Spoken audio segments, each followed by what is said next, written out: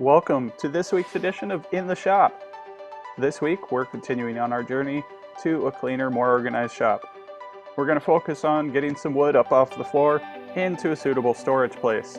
Stick around and see what we do.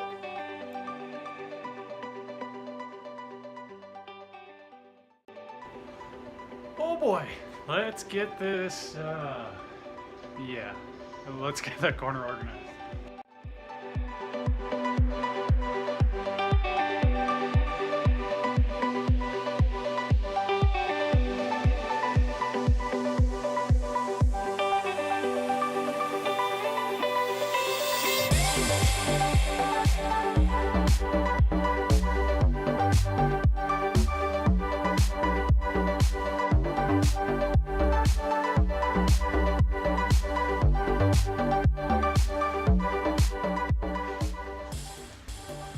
So I may actually still have a use for that corner shelving and wire shelving.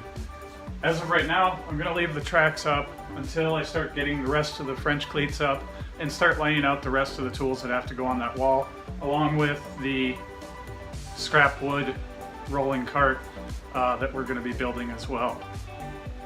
But for now, they can stay. Here, just continuing with putting up the cleats on the wall so we can actually get our shelves mounted to something. This is a tedious process, but part of the project, so away we go. When your workbench is on wheels, you can roll it over to give yourself a step.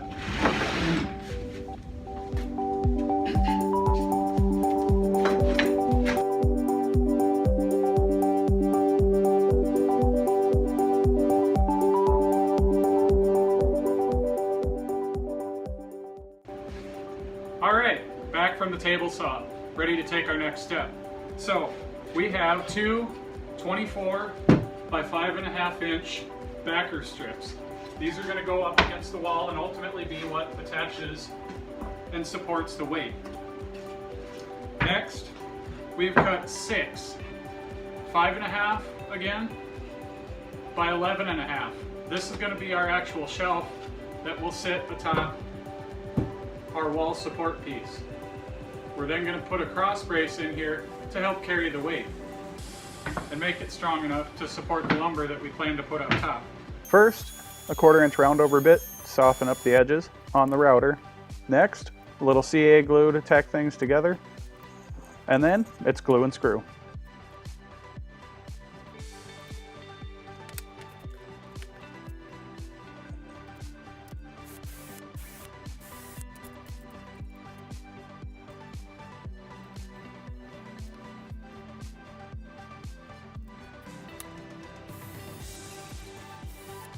Also note that I am using a countersink bit to pre-drill all my screw holes, so A, they don't stick proud to the surface and catch anything, and B, so there is no tear out or cracking, splitting of the wood.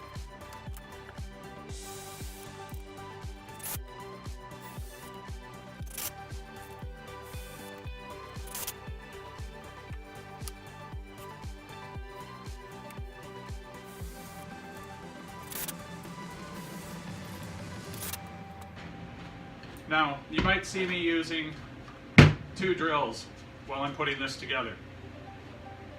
First one is my actual 3/8 drive drill.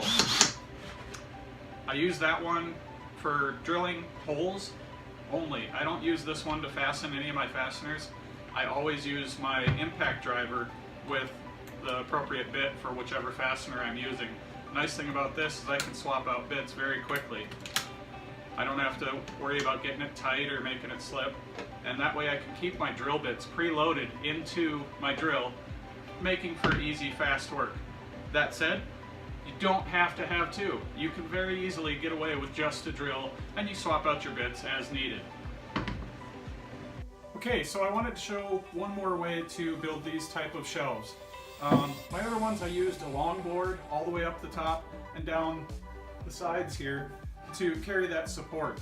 But the other option is to take a 1x4 or similar material. I had some scrap plywood, so I ripped it down to 3.5, and cut a 45 on each side, and we place it has a gusset brace. This is equally as strong, but this is going to be significantly strong to carry our scrap material that we're going to pile on top here.